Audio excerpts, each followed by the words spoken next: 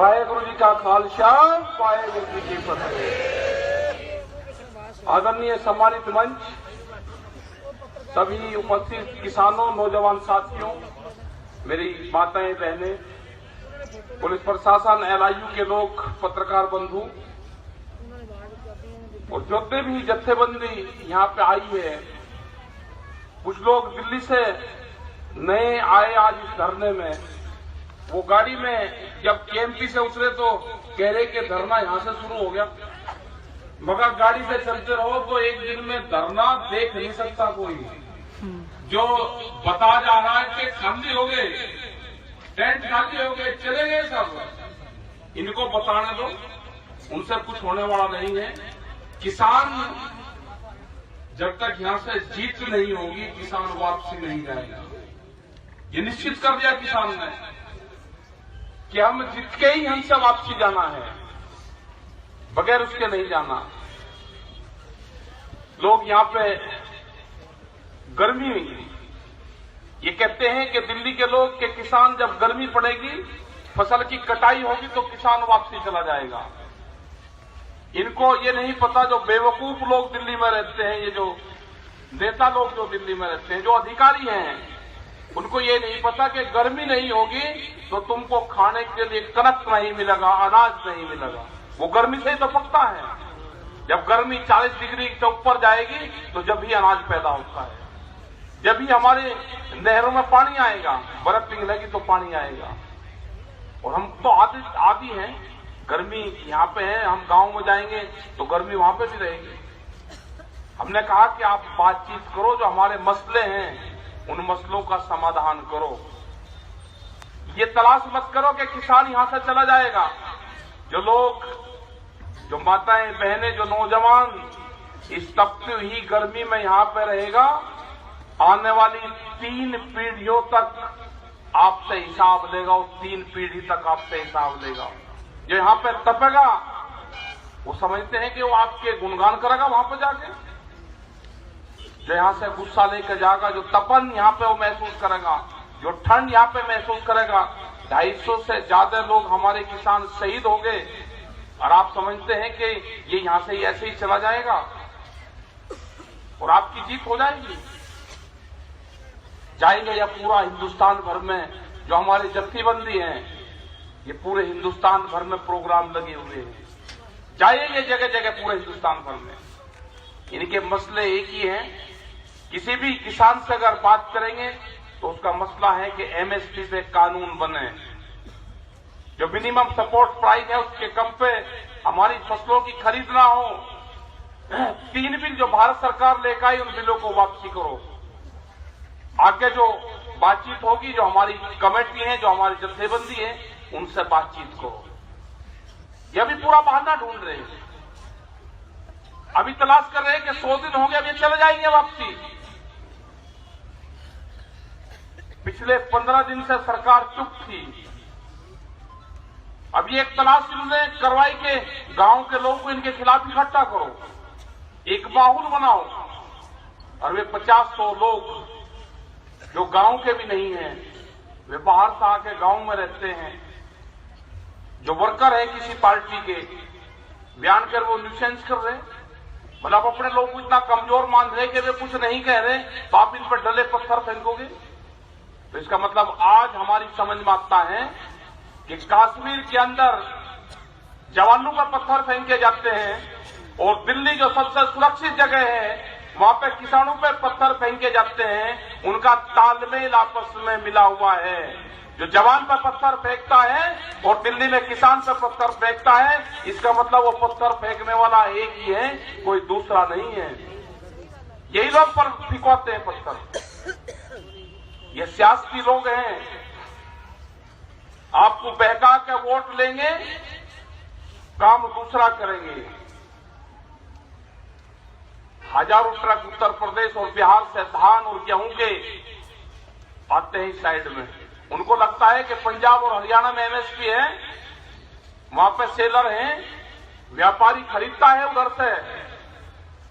6 और 7, 8 रुपए किलो तक चावल खरीदे जाते हैं वहां पे। मक्का 6 और 7 और 8 रुपए किलो, बाजरे का भाव 10 से 11 रुपए किलो, गेहूं 14 और 15 रुपए किलो का आज भी भाव है। पूरा हिंदुस्तान लूट लिया, ये लुटेरे हैं। इनसे देश को बचाना है। देश में लुटेरे आगे, इनको भगाना पड़ेगा। और ये भागेंगे यहां से डंडे से। अगर घर में कोई चोर आ जाएगा तो वहां पर पाठ करने से नहीं भागेगा, वो भागेगा लाठी से, वो भागेगा जागने से।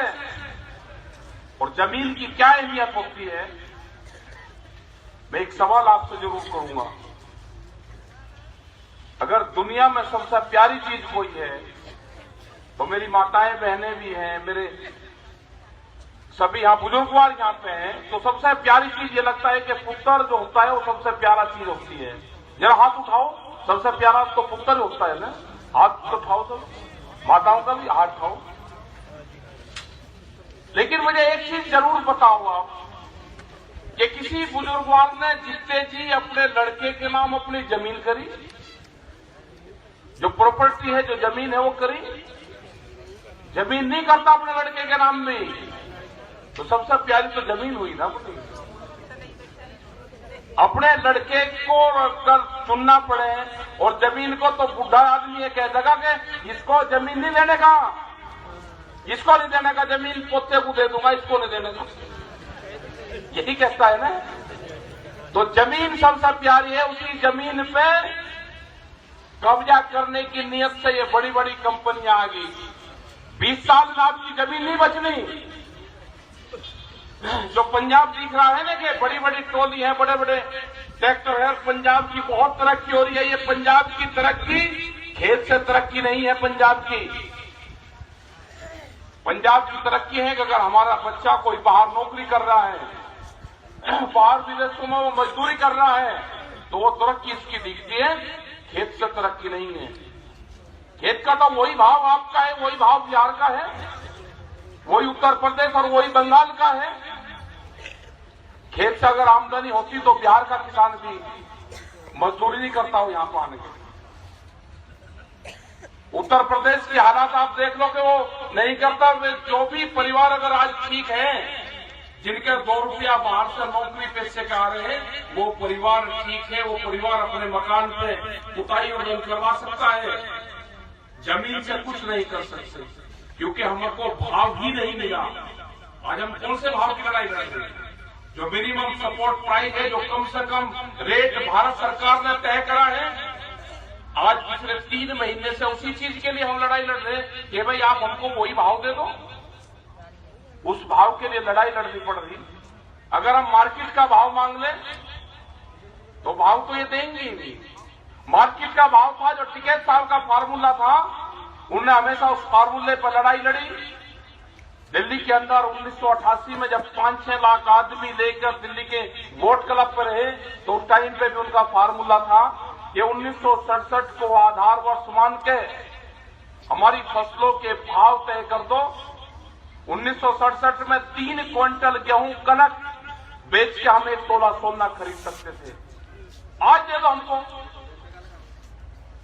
उस टाइम पे भट्टे की जो अव्वलीन आती, जो ब्रिक्स आती थी, वे 1 क्विंटल गेहूं बेच के 2500 हम खरीद सकते थे। 20 रुपए की 1000 ईंट आती थी मकान बनाने की। जो सैलरियां थी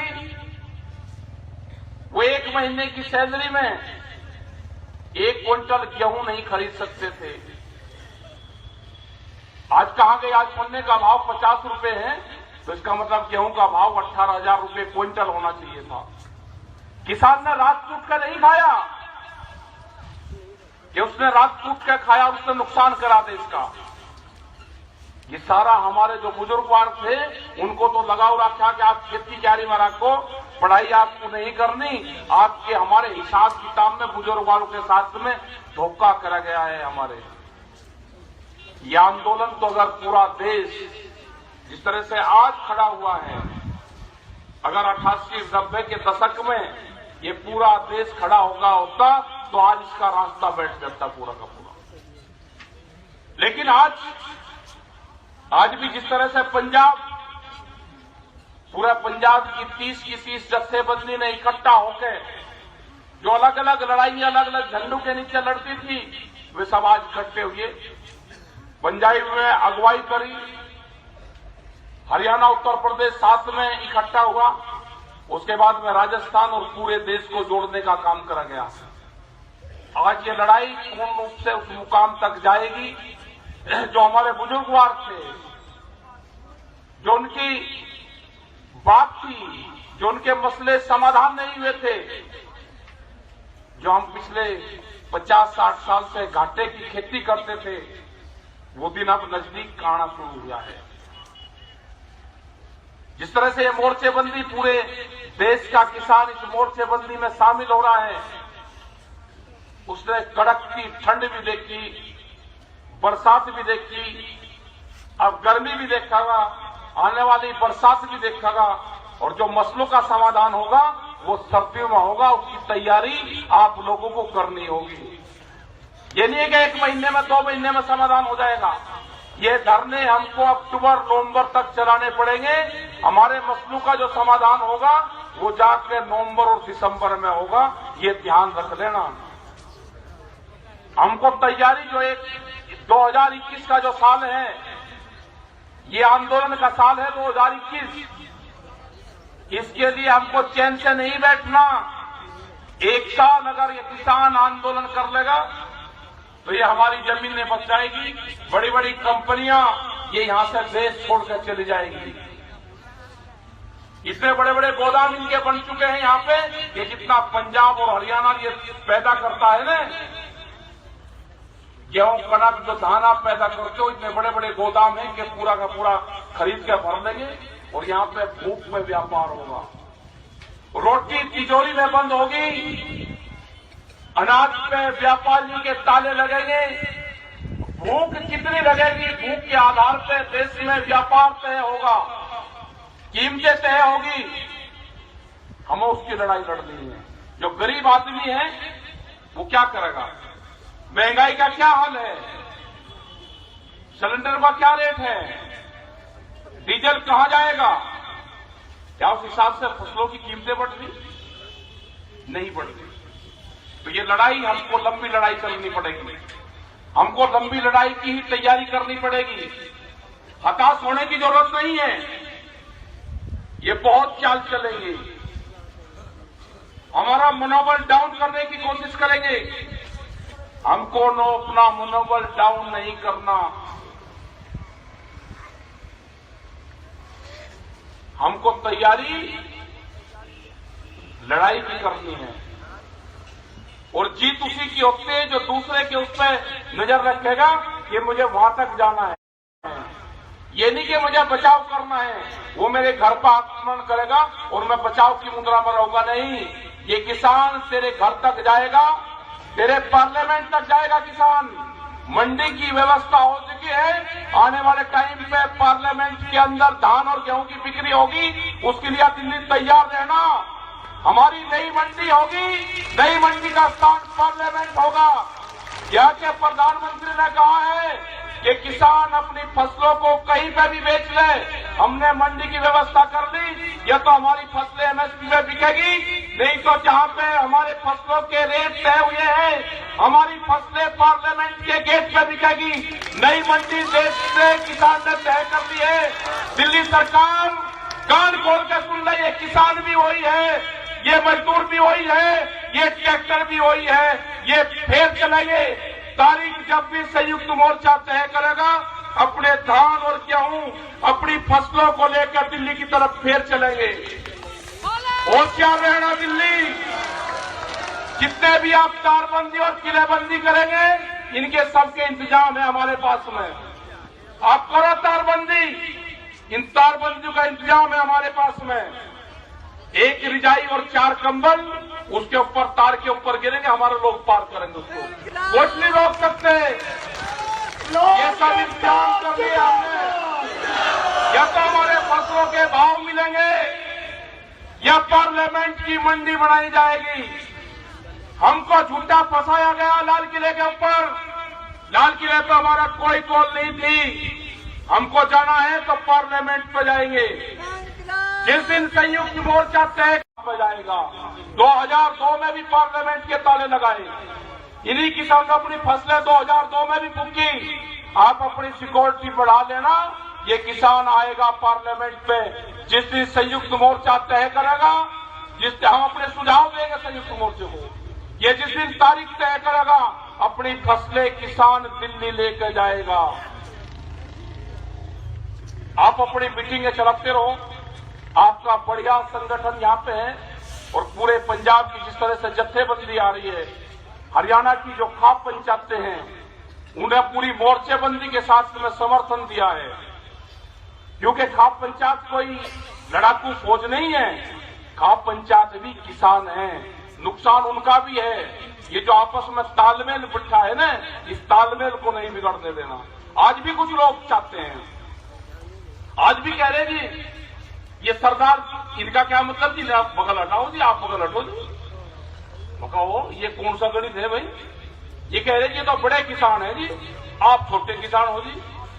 ये गुणा भाग बहुत लगाएंगे, ये पंजाब हरियाणा को बांट देंगे, ये सरदार नॉन सरदार को बांट देंगे, ये छोटे बड़े किसान को बांट देंगे, ये आपस में जत्थेबंदी को अलग अलग करेंगे। इनसे अलग नहीं होना। हमारे मसले एक हैं, हमारा रोजगार एक है, हमारी फसलें एक है, तो हमारा रेट भी एक है।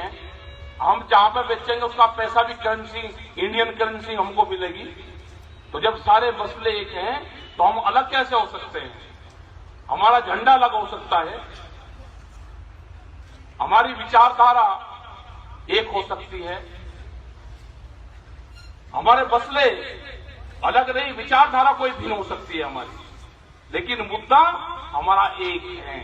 मुद्दा है हमारा किसानी, मुद्दा है मजदूरी, मुद्दा है महंगाई।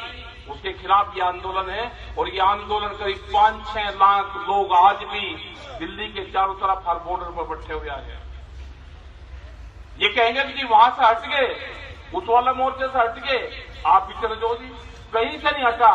कुछ अखबार के लोग हैं, वे झूठ फैलाने का काम करते हैं। कुछ चैनल के लोग हैं, उनका 24 घंटे का यही काम है। टेंट खाली हो गया, भाई गर्मी में आप दोपहरी में बरसाती वाला टेंट दिखाओगे कि खाली हो गया, क्या पूरी दोपहरी में गर्मी में लोग उसमें बैठे भी लगे तुझे? वो सड़क दिखाते हैं, देखो जी ट्रैक्टर तो है, खाली है जी, ट्रैक्टर को फोटो दिखाओगे धूप में 12 बजे फोटो दिखाओगे ट्रैक्टर का, खाली होगा जी ट्रैक्टर। तो गांव के लोग हताश हो जाते हैं जी, खाली हो गया। अरे कहीं खाली नहीं हुआ भाई, पेड़ की छाया में बैठे, टेंट हमारे नीचे थे ऊपर हो गए, उसमें जाली लगा रहे, कोई खाली नहीं हुआ। तो इनके चक्कर में मत आना, अपना आंदोलन जारी रहेगा। हमारी कमेटी, अगर उनको जरूरत होगी भारत सरकार को, हमारी कमेटी है, उसको बात करेगी, और जो भी कमेटी फैसला लेगी उसको हम मान लेंगे। लेकिन अभी वे तैयार नहीं है, अभी कोई बातचीत नहीं चल रही। आप अपने आंदोलन पर ध्यान दो, अपने संगठन पर ध्यान दो, और जो हमारे नेता हैं यहाँ पे, आप उन पर ध्यान दो, उग्रा जी पे ध्यान दो। बढ़िया आपका संगठन है। मैं तो उग्रा जी को कह रहा था जी आपके साथ में जरूर रहना पड़ेगा। आपने कैसे ऐसा संगठन बनाया व्यवस्थित तरीके से, ये पूरा आपको हमको सीखना पड़ेगा। तो सीखेंगे आपका जो संगठन, कैसे इस संगठन को मैनेजमेंट करते हैं।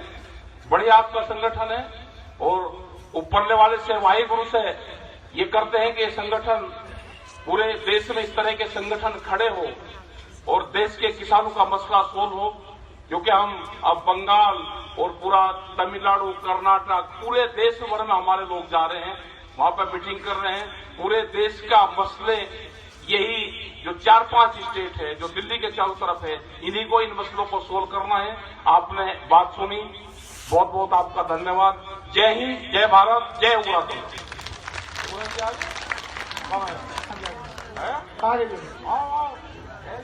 लोक एकता जिंदाबाद, जिंदाबाद जिंदाबाद। सरकारां तो ना जांच करो, अपनी राखी आप करो। सारिया जथेबंदियां दा एकता जिंदाबाद, जिंदाबाद जिंदाबाद।